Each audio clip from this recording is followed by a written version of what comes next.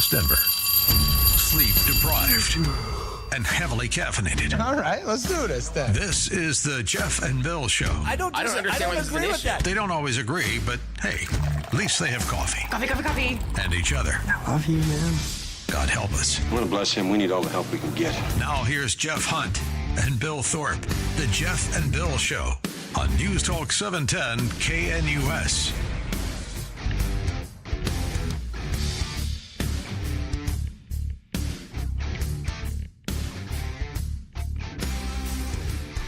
Well, it's 9 a.m. in the Mile High City on this Monday, June 16th, 2025. Good morning, Denver, Colorado. You've tuned in to the Jeff and Bill Show, News Talk 710 KNUS. I'm your co-host, Jeff Hunt, along with Bill Thorpe, bringing you the freshest insights, hottest takes from the right, left, and center. Speaking of fresh insights, it was last week that I just raised the question, if the Iranian regime disappeared from this earth, would anyone really care? And lo and behold, that night, Israel attacks Iran's nuclear operations and takes out a number of the heads of their leadership. And now I'm going to ask this question, because I think this is where we're going. Should we go all the way at this point? I'm not talking about we as America, but we as the West, tired of dealing with the Iranian regime since 1979. Remember, they took our people hostage. They've been funding terrorist activities against the West since 1979, so over 40 years at this point. They've been the leading suppliers of funding and arms to terrorist groups around the world. Terrible regime. The Iranians don't want them. They're weakened at this point. Hezbollah, Hamas, Syria, they've lost it all. And at this point, should Israel just go all the way, finish this regime off? I don't think the world would miss it. I really don't think, and I don't think there's that many consequences. I don't think Saudi Arabia would respond. You remember, Saudi Arabia was this close to signing a deal with Israel when the October 7th attacks took place. America doesn't need to provide boots on the ground. The Israelis seem to be able to control this. With the pager attacks, with the assassinations, with the drone strikes, Israel has demonstrated they are the big dog in the Middle East right now. And I think they should just finish it off. What do you think? Could this liberate the Iranian people to go back to what was kind of a country that was pretty successful under the Shah, in the sense that it was kind of westernized? I mean, similar to kind of like how I look at like some of those other Western Islamic countries, like Dubai. I hearing that could this be the regime change for a Middle Eastern country we were hoping for back in the 90s? Or are we just back to Iraq and Afghanistan, and the stupid Taliban and the radical Islamists are just going to get control of it anyways? Yes. I mean, that... Great questions, my friend. Great questions. That is where I'm like, oh, man, you put 25-year-old Jeff up here. I was so happy with George W. Bush, was defending Iraq and all the freedom we're going to bring to the Middle East. I love that. And then 40-year-old Jeff's like, what the hell did we spend our time, treasure, and talent doing Don't listen there? to that dumb little kid. God, so idealistic. Yeah, I know. They're going to embrace democracy. Well, that didn't work out. Freaking Taliban. Yeah. So that right is back into it. Are we just? Is this just another bag of wishes and hopes and dreams that will eventually be crushed? This is going to be interesting. Yeah. Hell of a question. And we would love to hear from you. 303-696-1971. Text us on the Dan Caplis Law text line 720-819-5115. You're in the driver's seat right now with Israel. You can drive this all the way, finish the Iranian regime. We're done. Do you drive it, pedal to the metal, finish it off? Or do you roll back and allow negotiations with Donald Trump and the Iranians to take place with the hopes there might be some peace? What would you do? Or does Donald Trump become that parent and he turns around to the two little kids fighting in the back seat saying, "Don't make me turn this car around. You'll both be sorry if I do that." What's going to happen? I'm curious. Great image. All right. Now it's time for News and Comment with Blake Olson. Blake Olson. Blake Olson, News and Comment.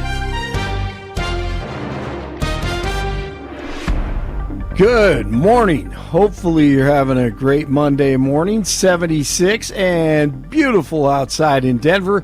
Expecting a high of 91 today.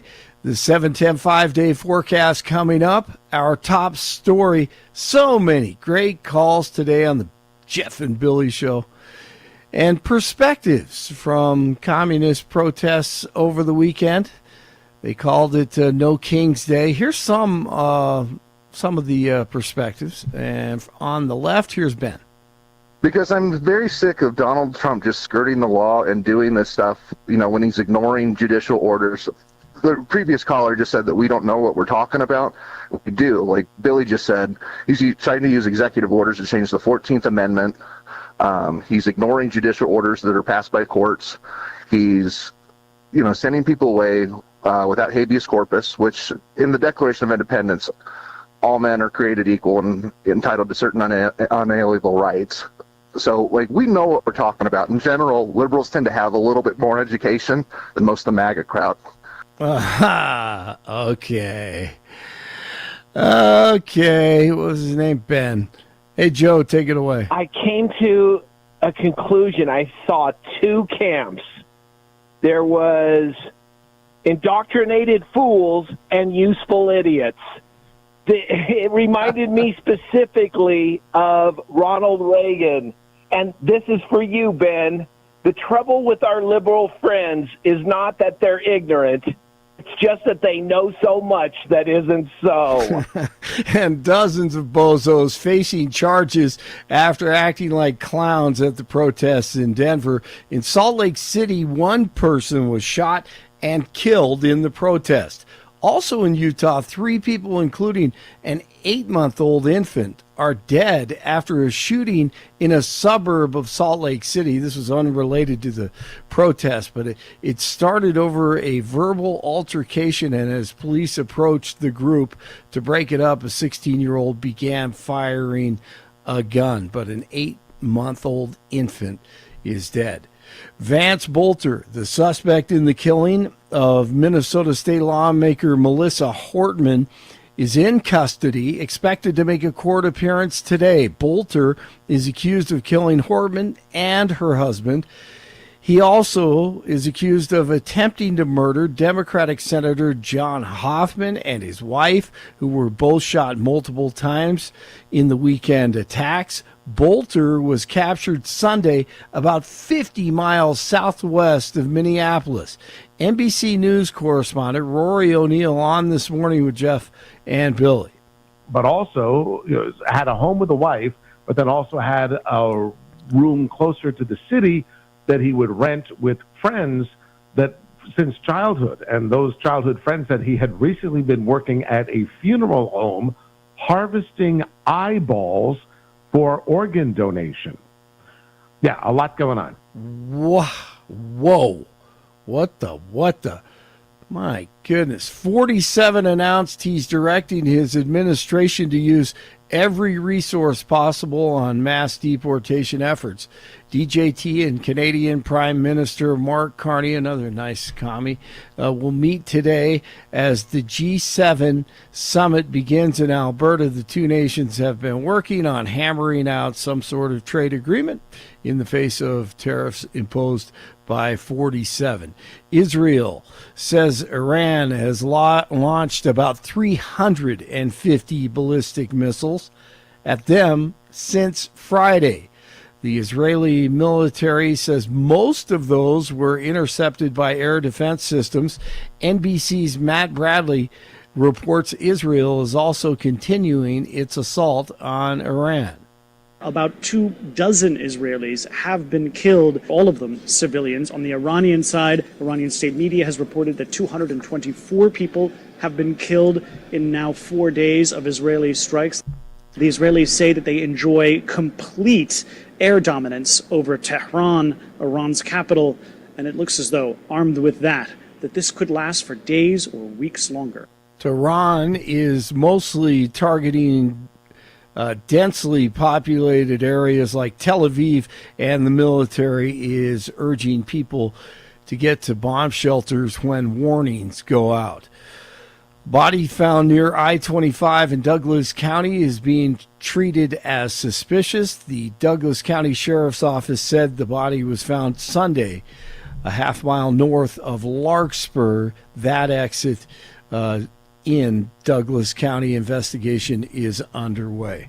Hey, my 91-year-old dad, he loved the parade over the weekend. He just loved it. The uniforms, the trucks, the tanks. Love it. He's a Korean War veteran, Jeff, and he couldn't take his eyes off it. Awesome for patriotism. And like he said, hey, you know what? I don't care if it costs $45 million. That's $45 million well used. I think so, too. On the enrollment numbers going into the Army, they're now 4 months ahead of their fiscal year goals. It's incredible. So you've got people excited again. And you have to remember what it was like when it pivoted under woke, where the Army's ads and messages were about social issues, right? It was about I come from two moms, and now I'm going to join the Army and stuff like this. And you're just like, well, why are you bringing this institution to all these social issues when it's like they're trained killers? They're hammers meant to go out there, defend the United States against its enemies. You're trained to be vicious. You're trained to win. You're trained to be a fierce force, all that stuff. And it was just pulled into these highly contentious social issues. And then what you get now is strength. Be all you can be. You know, you got Pete Hegseth working out with the soldiers. You remember under Biden, they had the guy walking around with a mask and a face shield, the Secretary of Defense. Exactly. So it's brought back patriotism, energy. It's connected with the hearts of these young patriots that want to serve their country. They want to be trained. They want to go out there and make a difference in this world. And it's inspiring. And then you get to get all the history of it, too. I thought it was the wonderful. history there and the morale for those troops. And how about all the troops there who were able to show their faces to their family and friends? I mean, that is so cool. Did you see some of the videos where they're talking about going around town, going out to dinner, having fun in Washington, D.C.? A bunch of kids so cool. having fun in our nation's capital. Absolutely. That's why I say you make it like Fleet Week, make it regular. It brings good people to the nation's capital. They get a dose of history. Yep. Man, patriotism's back. Oh, man. And if you ever go to an Army-Navy game in Philly or New Jersey or wherever, or even an Air Force-Army game, beforehand, building up, leading up to it the night before, you see all these things and you see these soldiers and veterans. And, man, it's one of the coolest things in the world. And why not do it every year? Now, I will say I agree with Billy. They could have tightened it up. They definitely could have tightened it up, and I think the amount of time in between the bands and the equipment and whatever, they just could have made it, if they make it an hour or an hour and 15 minutes, hour and a half, I think that would have helped. Yeah. But I thought, it's spectacular. just the uniforms of every era. And then, they walk it all up to the modern day Army. It was spectacular. So great job. Oh, I think I heard a criticism from someone in the media talking about a tank was squeaking. Look at these tanks. Did you hear the tank squeaking? It was an 80-year-old Sherman tank. For the love, are you kidding me? They were talking about a squeaking. I said, that's the criticism you have of it? Hell, you heard them squeaking in World War II. Right. And that was a sound that you were about to get blown up or run over. Very great point. That is one of the great sounds in American history. Right there, the tank squeaking. Hey, J.J. Spawn wins the U.S. Open, and the Rockies, they win big, 10-1 over the Braves. And the NBA Finals continue tonight in Oklahoma City, the Pacers and the Thunder. The Thunder better get it together at home tonight. 75 in Lone Tree, 74 in Lakewood, 76 in Denver. Jeff and Billy continue. Blake Olson, News Talk 710 KNUS. As we start the week, the weather here in Denver and along the Front Range won't change much. We're going to continue to be warm, have sunny skies to start the day, afternoon clouds, then afternoon and evening, scattered showers and thunderstorms. Thunderstorms will be common across the plains and Front Range this afternoon and evening, and again Tuesday afternoon and evening, with Tuesday a little cooler. Temperatures will be warm, but conditions drier as the air dries out. Less thunderstorm activity Wednesday through Friday. Weather sponsored by Colorado's Best Roofing, reminding you to protect your home from the harsh Colorado weather and schedule your free no-obligation roof inspection today at roofingcolorado.com. That's roofingcolorado.com. Meteorologist Don Day in the 710 KNUS Weather Center.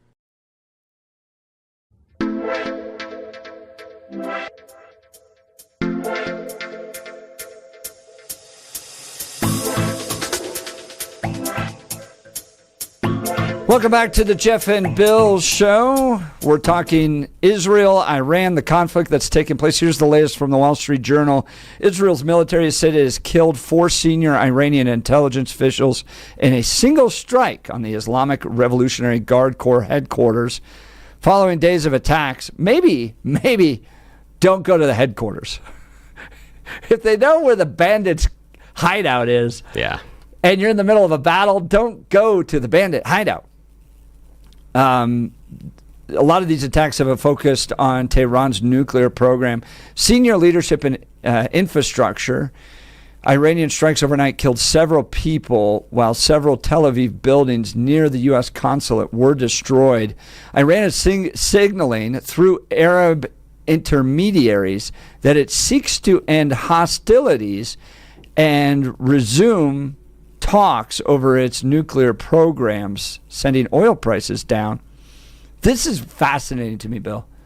The president nixed Israel's plan to kill Iran's supreme leader, Ali Khamenei. Yeah, the Khamenei, Ayatollah Khamenei. According to U.S. officials, calling Iran's leadership weak, Israel's Prime Minister Benjamin Netanyahu suggested in a Fox News interview on Sunday that the conflict could prompt a regime change. That surprised me. That surprised me, but he's smart. Why would Trump pull back? Help me understand why you think he did that. Yeah, again, I am shocked on that one. When I saw that, I went, meh? Because from where I sit, that is incredibly intelligent strategically. Really, really intelligent from a strategy point of view. And I can see why Israel wanted to take him out. I can see it 110%.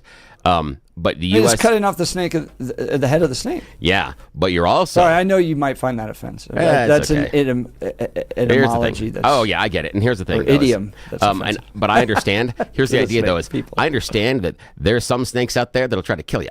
Like if you have, like if you're in Australia and we have a brown snake that's in the house, cut the head off right now, because those snakes can kill you and they're a-holes. They are ridiculously aggressive. So yes, I'm not a fan. Again, I love snakes, but have I cut the head off a rattlesnake that's been in a barn? Yes, I have. Absolutely, I have. So again, I'm not one of those people. This is important because unlike where you're cutting off the head of the snake and the snake dies, by killing Ayatollah Khamenei, he becomes a martyr because he was murdered by the infidels. And he becomes a rallying point for Iran and for the mullahs. And in my opinion, it becomes a way to energize the nation because, again, it's the idea of you and your brother may fight, and that's okay, but if somebody comes and challenges your brother to a fight, you're backing your brother up. You're not going to jump in and help the other guy. So that's the idea, is it would coalesce some people in the country that wouldn't necessarily support the Ayatollah. And number two, makes him weak because he's in charge, and now he has to deal with the fallout of being in charge while the evil nation of Israel has not only neutered you guys, pun intended, with their pager attack, and then turned around and did this. You look like you don't know what you're having. So that's the idea for me, is he just becomes very weak. And I'll go talk to and I get that too. And it might be good strategy-ish. I'm open to it because I've heard, too, that part of the reasons why the pagers didn't kill people is that when you kill them, you now make them martyrs. So similar to your argument there. So Israel purposely made the pagers that went after the Hezbollah leadership non-lethal. So one, Hezbollah ends up having to spend a lot of money on health care for these guys for the rest of their lives. But then two, they become a walking billboard on how Israel can get you and how much smarter they are than the Hezbollah leadership with that whole pager incident. So they purposely maimed, did not kill, precisely to that point. But here's a bigger, broader question I have. Israel's been very active since October 7th. I mean, Hamas is decimated. Hezbollah is on the ropes. Syria's had a regime change. Iran has had its nuclear capabilities severely weakened, if not destroyed. And they're even questioning about going for the leadership of Iran at this point for regime change. And I'm looking, Bill, for the response from the other Muslim countries. Oh, we put out a strongly worded statement? Yeah. I mean, that's it's not just like Israel's been active in the last 4 days. They've been active for a year and a half now, picking apart the Islamic countries, or the Shia countries, right? Yeah. And so far, some strongly worded statements. Yeah. And yeah. I'm kind of like, at this point, you guys rule the roost. Yeah, this is one where I'm surprised that I'm surprised but not surprised that the Sunnis aren't necessarily leaping to the defense of the Shia and the people in Iran, because Iran has been an agitator. Iran has gotten the ire up of the West. Iran has, functionally been a terrorist sponsor state. And if not the number one, they're one of the top three on the list. And again, I don't know the numbers, so I'm not going to say one way or the other accurately, but they've got to be one of the top three. And so that's part of it. And so all of that attention and all of that stress, the Sunni countries know and understand. I mean, Saudi Arabia did wonderful things with Donald Trump and has signed agreements to do some investments here and other stuff with the Trump family. And they took a journalist and chopped him up inside of their embassy and then took the pieces out in bags. Okay, but we're cool with that. And I'm just saying we universally, because Biden didn't raise the issue, Trump didn't raise the issue. So I'm not picking politics on this. I'm just saying that there are relationships inside the Middle Eastern world that work very well because we do business. Iran doesn't play that way. So I believe that, right now the Sunnis know what's going on and will play it this way. They'll still be upset behind the scenes.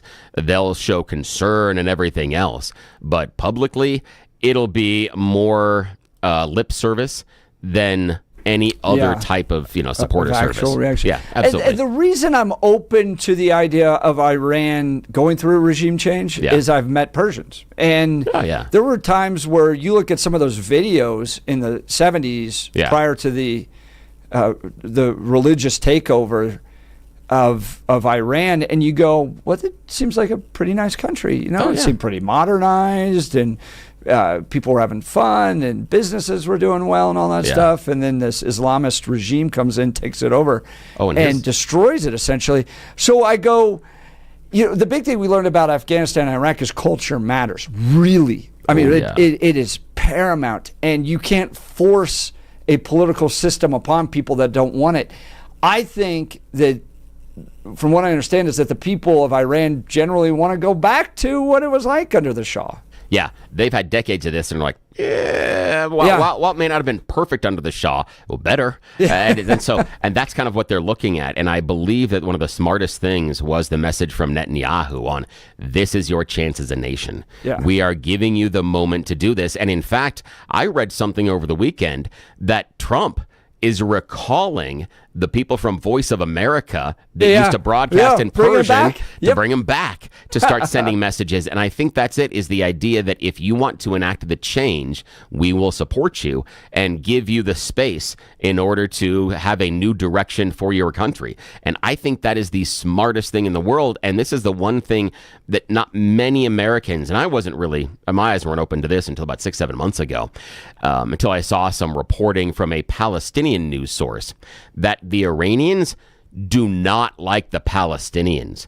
And when I'm saying like don't like them, I mean like when you hear an Iranian or Persian talk about the Palestinians, it is some of the most racist, derogatory descriptions I've ever heard in my life.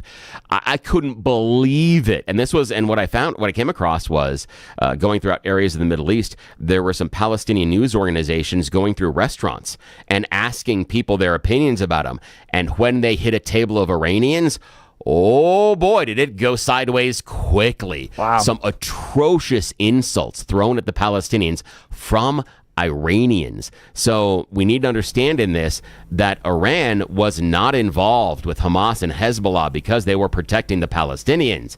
They just were going after the Jews. Yes. That was the reason. I think that's right. That's going to hurt where they are in the Middle East. Do you know which country is predominantly Palestinian? I was watching this outside of Hamas. That's a good question. Jordan.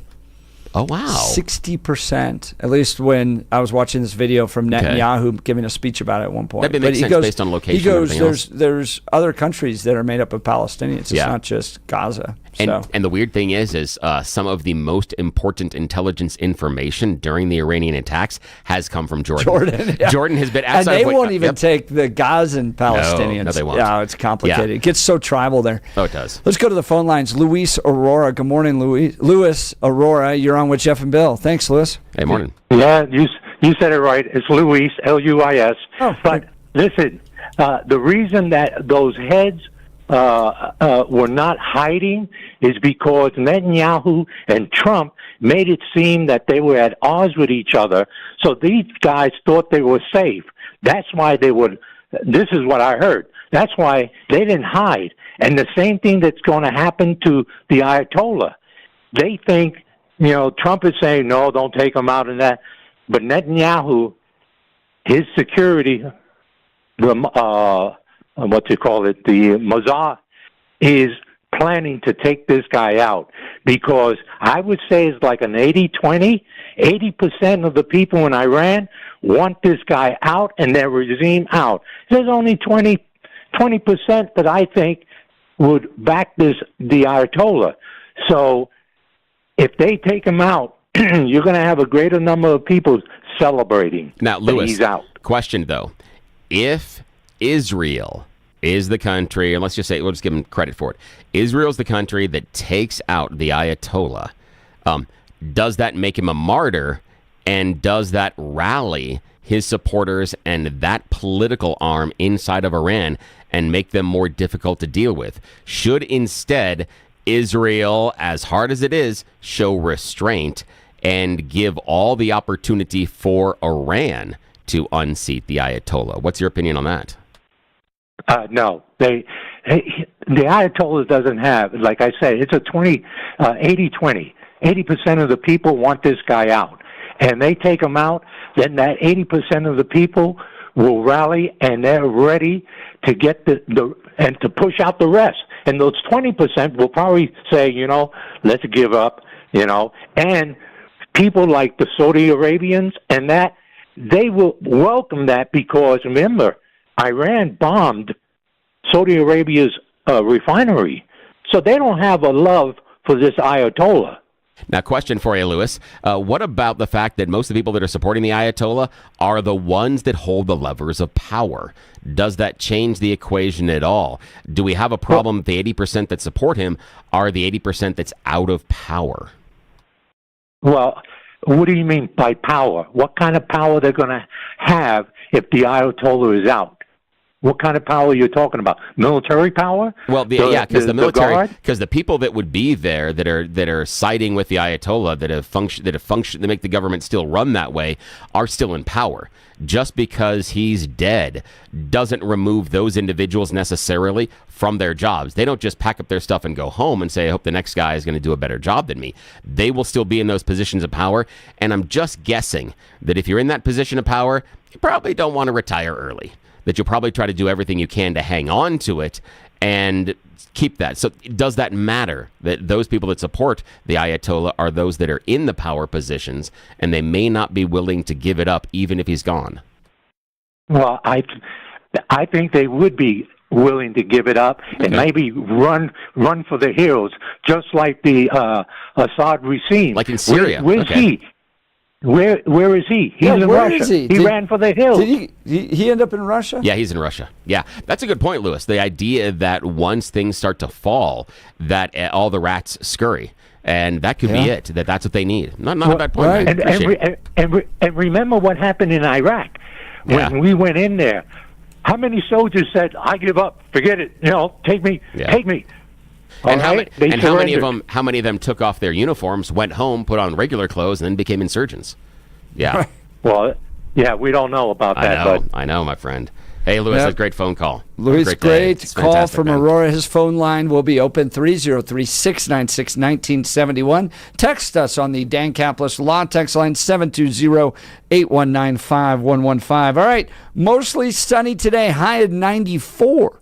Whoa, it's going to be a hot one. Scattered storms tomorrow, Tuesday, 80. Wednesday, sunny and warm, 86. Thursday, 96. You ready for this? Friday, Bill? First day of summer, 100 degrees. Veto, Love I this say. time of year. Veto, I say. Heat doesn't bother me. I didn't vote to live on the sun. This is ridiculous. But if your AC's not working and the heat gets to you, gosh, it's going to be a long week. Yeah. We got the people to call right now if you need their help. You got to call them right now because Jeff just told you 101 is coming up on Friday. If anything's wrong with your AC, if there's a change you need to make it now. Because understand, we were talking about tension and friction inside of Iran. Your house is going to be like Iran because not only is it going to be hot like a desert, but everybody's going to be mad at each other. You know when that temperature starts to rise, the smallest things turn into big things because you're uncomfortable and everybody in the house starts nipping at each other and getting angry. So you don't need to have those fights later on this week. Make sure you call our friends. L&L Heating and Air Conditioning, they came out and serviced our house, put in a new furnace, AC, one-day installation, no stress, personal service, start to finish. They followed up to make sure everything was perfect. Now our home's totally comfortable.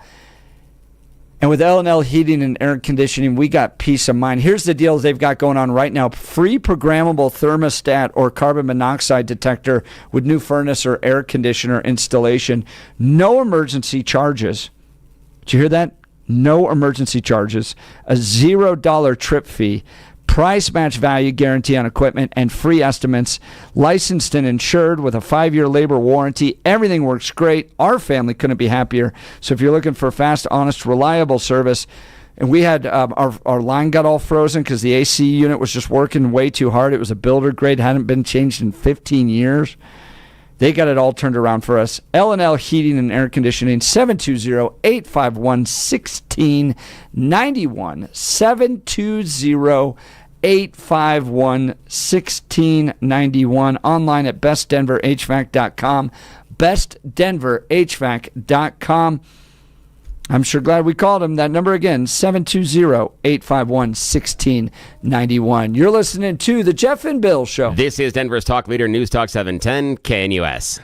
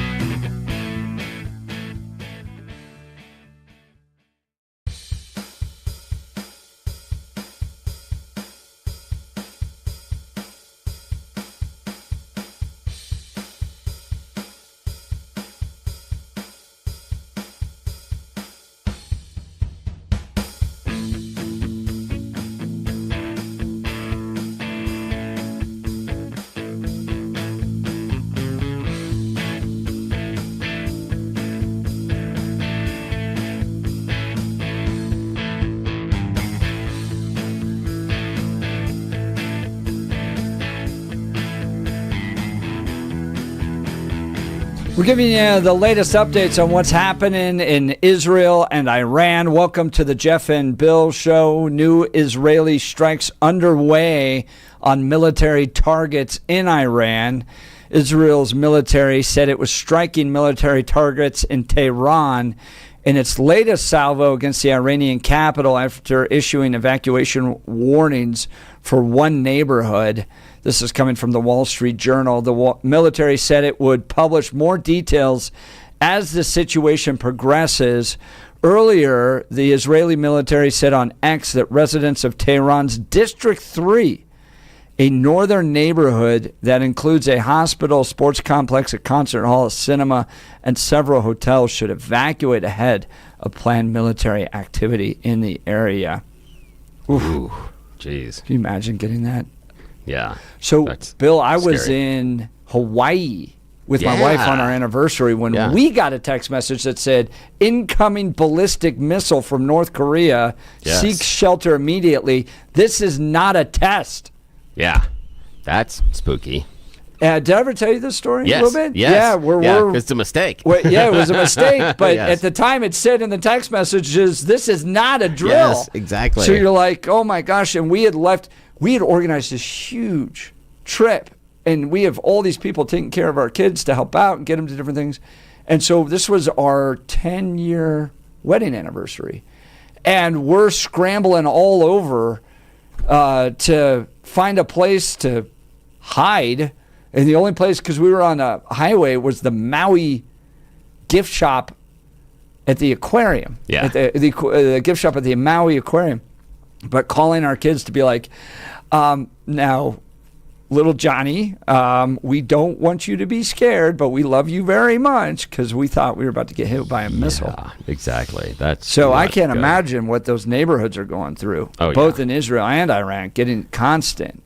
Yeah, and part of it being, and again, as we talked with Lewis, the last caller, that balance between how much of this military activity from Israel will be looked at as liberation, potentially, of the Iranian people versus subjugation of the Iranian people. And what I mean by that is, if you're a father or a mother and during one of these air attacks you lose a son or a daughter, chances are you no longer are going to view the Israelis as the freedom fighters and the people that are bringing liberation to your particular community or your country. And that's going to be dangerous. And how does that work? And Israel's got to walk a very delicate PR line as well with these, because the one thing that we know for certain, while we have a whole lot of intelligent military equipment and armament, they don't always go where they're supposed to. There always is a fraction of mistakes. I'm watching the Middle East change in such a dramatic fashion. Oh, yeah. So fast, right? So it begins under Trump's first administration with the Abraham Accords, where a number of countries start to want to do business with Israel, right? Like, and I know, like, deep within the foundation of Islam is a hatred of the Jews, and that spills out all the time. But you now have these countries that, for whatever reason, financially, trade, all that stuff, want to now to start to do business with Israel, because Israel's a very successful country. Yes and no, because the Abraham Accords was just bringing into sunshine agreements that were already there. They didn't forge any new paths. Those were agreements between two countries that were already doing business with Israel. That was already understood. But it solidified it, right? They just came into the sunshine. They said, we're not going to do this in the dark anymore. So again, it is an admirable step between two minor players inside the Middle East, but it didn't establish a new relationship between the two countries. They just decided to show up. They had been dating for a while. They just decided to show up at the family formalize picnic. It. They came out to the picnic and goes, now we're dating and look at us holding hands. But Saudi Arabia's possibly coming into the Abraham Accords was what kicked off October 7th. Yep. And so it was growing. So you have this dynamic where Israel is now all of a sudden doing business with countries that in the past thought they were like mortal enemies. So, and then Israel starts to throw its weight around in big part because of October 7th and having to shift strategy. So I brought this up. Prior to October 7th, there was what was called mowing the grass strategy, which was every once in a while things pop up and we got to take these guys out. It wasn't an all out.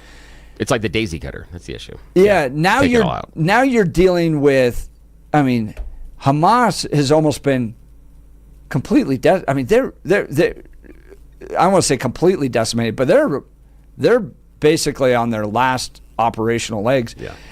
Hezbollah and the pagers is fascinating. Then Israel throws its weight around in Syria. Now it's directly targeting Iran. You're not seeing a ton of response. But the question I want to bring up, Bill, Donald Trump stopping the assassination of Iran's top leader, playing the peaceful role here now. Donald Trump.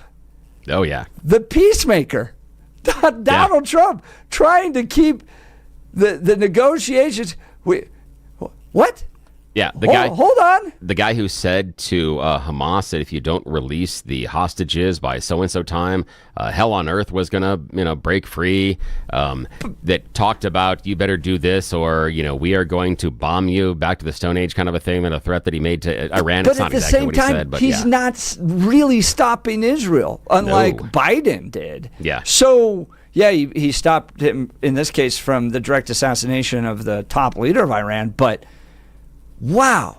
Anyways, we're going to have to watch all this, continue to monitor it. Again, the fact that he said no to the Ayatollah, to killing Ayatollah, and the fact that Israel listened is shocking to me on two levels. And it's fantastic. And I think they both made the right decision. So, yes, on a Monday morning, Bill's saying that Trump made the right decision. Yes. Yes, he did. And I just, you just never know. You just never know how these things are going to turn out. Well, join the conversation. We'd love to hear from you. 303-696-1971. We'll continue. You're listening to The Jeff and Bill Show. We are Denver's talk leader. This is News Talk 710 KNUS.